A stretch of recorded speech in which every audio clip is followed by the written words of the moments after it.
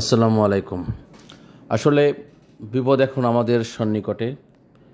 বর্তমান বিনিয়োগ বাজারে যে চিত্র, এখানে কোনো রকম জাদুমন্ত্র, টেকনিক্যাল অ্যানালাইসিস, তথ্য অনুসন্ধান, EPS, dividend report, price value কোনো কিছুতেই তেমন কাজ করছে না।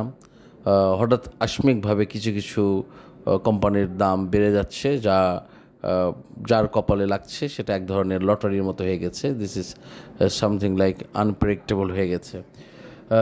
তবে যে বিষয়টি নিয়ে আমি আপনাদের সাথে খোলামেলা আলোচনা করেছি, অতীতেও বারবার একটি কথা বলেছি যে এই অস্থিরতার সময় সবচেয়ে বেশি গুরুত্বপূর্ণ বিষয় হলো নিজেকে নিরাপদ রাখা, নিজের বিনিয়োগকে নিরাপদ রাখা, প্যানিক না হওয়া এবং এই সময়ে একটু চোখ কান খোলা রাখার জন্য আমি বারবার বিভিন্ন সময় আপনাদেরকে আমি অনুরোধ করেছি।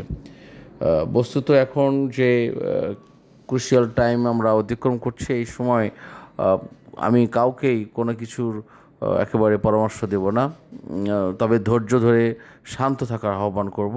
আর একটি স্লোগান আমি যেটা বারবার ইমপ্লিমেন্ট করেছি যে নো প্রফিট নো সেল, এই জায়গাটা একটু শান্ত থাকবেন। যে কোনো মুহূর্তে পরিবেশ টার্ন ব্যাক করবে, ভালোর দিকে টার্ন করবে। আমরা জানি যে সূচক পড়ে যাচ্ছে, অনেকেই হয়তো আতঙ্কিত হচ্ছেন, বিনিয়োগ বাজার থেকে অনেকেই বের হয়ে যাচ্ছেন। ইচ্ছা করলে তো আপনিও যেতে পারেন, কিন্তু থাকাটাই কিন্তু চ্যালেঞ্জের বিষয়। যদি আপনি চলে যান তাহলে আপনি চ্যালেঞ্জে আপনি হেরে গেলেন, আর যদি আপনি থেকে যান তাহলে আপনার জিতার সম্ভাবনা টুডে অর টুমরো আসবে, এটা সত্য।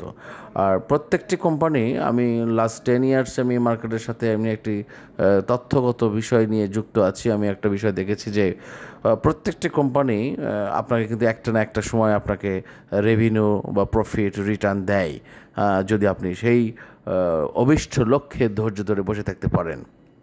তবে বেশিরভাগ মানুষ যারা ক্ষতিগ্রস্ত হয় তারা হচ্ছে যে লাস্ট মোমেন্টে তারা কিনে নেন, যখন প্রায় দামটা অতি উচ্চ পর্যায়ে চলে যায়, নিজেকে যখন সংবরণ করতে পারে না, দেখা যাচ্ছে যে লাস্ট লেভেলে চলে গেছে, যখন সবাই বিক্রি করে বের হয়ে যাচ্ছে, তখন সেই সময় যারা কেনে তারা কিন্তু অনেকটা লং টাইম ধরে সেখানে আটকে থাকতে হয়।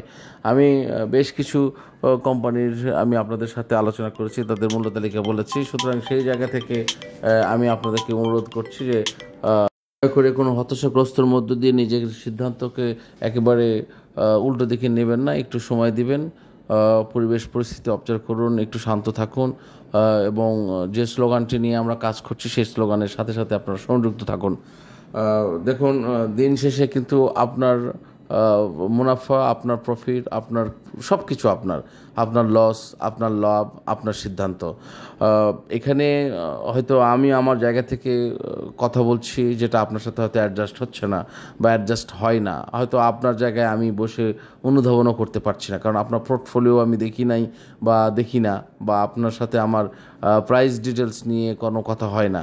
আমি একটা সামগ্রিক চিত্র নিয়ে কথা বলি, সামগ্রিক বিষয়বস্তু নিয়ে কথা বলি। অনেক কোম্পানি আজকেও ভালো করেছে, অনেক কোম্পানি, যেমন যেটা আমি আপনাদেরকে বলেছিলাম, অন্য সিরামিক্স ভালো করছে, নাভানা সিএনজি ভালো করতেছে, নাভানা ফার্মা ভালো করতেছে, ডরিন ভালো করতেছে, আরও কিছু কোম্পানি যেগুলো ওয়েল ভালো করতেছে, এসবগুলো ভালো করতেছে। আজকে এই কোম্পানি ভালো করবে, কালকে এই কোম্পানি ভালো করবে, এটা টার্ন হবেই, টুডে টুমরো। বাট সেই টার্ন হওয়ার আগ পর্যন্ত যদি আপনি ঝরে পড়ে যান, এখন বৈশ্বিক পরিস্থিতিতে খারাপ অবস্থা যাচ্ছে, সূচক পতন হচ্ছে, আমরা কিন্তু ভয়ে দাম কম দামে বিক্রি করে বের হয়ে যাচ্ছে, কিন্তু আদৌ কি এই নিউজগুলো কি সেই কোম্পানির নিউজগুলো কি সেই কোম্পানিতে কোনো ইফেক্ট পড়েছে কিনা? যেমন ভারত পাকিস্তানের নতুন করে একটি দ্বন্দ্ব শুরু হচ্ছে বা শুরু হয়েছে, বা এই যে পর্যটক নিয়ে যে একটি হতাহত ঘটনা, যেমন এই শুল্ক আরোপ নীতি যেগুলো আসছে, সেগুলো নিয়ে তো এই কোম্পানির প্রোডাক্টের উপর তেমন কোনো প্রভাব পড়ে না। বাট আপনি যখন আতঙ্কিত হয়ে কম দাম দিয়ে যখন বের হয়ে যায়, তখন আসলে এখানে বাজারে যিনি তদারকির দায়িত্বে আছেন তাদেরও কিছু করার থাকে না, পাশাপাশি চেয়ারম্যান কিছু করার থাকে না। তবে চেয়ারম্যান মহোদয়, পাশাপাশি যারা নিয়ন্ত্রক সংস্থা আছেন, তারা একটি কাজ করতে পারে যে কোম্পানি তার সকল পোর্টফোলিও এবং অডিট রিপোর্টটা যেন সঠিক সময়, সঠিক মানদণ্ড, সঠিকভাবে সেটা বিনিয়োগকারীদের কাছে প্রকাশিত করে। সেটাই হচ্ছে তাদের মূলত কাজ।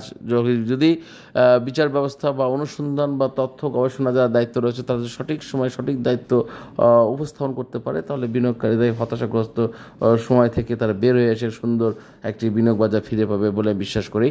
আর আমাদের এই সময়কে খুব গুরুত্বপূর্ণভাবে ধরে নিতে হবে এবং একটি ক্রান্তি লগ্ন খুব অচিরেই আকাশে সুন্দর সূর্য আমরা দেখতে পাবো বলে বিশ্বাস করি। বাংলাদেশের নির্বাচনী একটি রোড ম্যাপ আসার পরপরই আমরা একটা ভালো প্রতিফলন পাবো এই বিশ্বাস কামনা করছি। এবং এই সময় আপনারা নতুন করে একটু চিন্তাভাবনা করবেন, সিদ্ধান্ত নেওয়ার আগে বারবার ভাববেন যে আপনি কী করছেন, বিকজ দিন শেষে সব কিছু আপনার লাভ, আপনার লস, আপনার পুঁজি, আপনার বিনিয়োগ, আপনার সিদ্ধান্ত। অনেকেই অনেক রকম পরামর্শ দিবে, অনেক রকম উত্তেজনামূলক কথা বলবে। অনেকেই বলছে যে দাম কমে গেলো, আমার টাকা হারিয়ে গেলো। ভাই, আপনি বিক্রি না করা পর্যন্ত কিন্তু আপনার টাকা হারাচ্ছে না। আপনি যদি বিক্রি করে দেন, নেগেটিভে বিক্রি করে দেন, তাহলে কিন্তু আপনার টাকা হারিয়ে গেল। আর যতক্ষণ না পর্যন্ত আপনি বিক্রি করছেন না, ততক্ষণ পর্যন্ত কিন্তু আপনার টাকা হারানোর কোনো সুযোগ নেই, কারণ আপনারটা নেগেটিভ শো করছে। But still money is with you and there is a opportunity, still there is opportunity to return your money. So আপনি যদি বিক্রি করে বের হয়ে যান, so everything is gone. And সেটা যদি আপনি মেনে নেন যে না আমি চলে যাবো, this up to you, this all about you, this is your money, your decision, your portfolio, your everything is yours. So এখানে আপনাকে বাঁধিয়ে ধরে রাখার কিছু নেই। বাট আমি আমার স্লোগানের সাথে আমি অটুট আছি, আমি আমার সিদ্ধান্তে অটুট আছি যে নো প্রফিট নো সেল, এই স্লোগানটাকে আমি সকলের কাছে ছড়িয়ে দিতে চাই। কারণ দিন শেষে এই বাজারটা হচ্ছে একটা বিনিয়োগ বাজার, এখানে তাড়াহুড়া করে সিদ্ধান্ত নেওয়ার কোনো সুযোগ নেই। আমরা এই তথ্য সমৃদ্ধ আরও উন্নত হব, নিজেদের ধৈর্যশীল করবো এবং বাজার পর্যালোচনা করে আমরা ধীরে স্থিরভাবে আগাবো। তো ধন্যবাদ। আজকে এখানেই সকলের মন খারাপ আছেন, তারপরেও আমার সকলের প্রতি শুভকামনা রইল। আল্লাহ ভরসা, আল্লাহ আমাদের নিশ্চয় অচিরেই ভালো কিছু দিবেন বলে বিশ্বাস করি। সকলের প্রতি শুভকামনা রইল। আসসালামু আলাইকুম ওয়া রাহমাতুল্লাহি ওয়া বারাকাতুহু।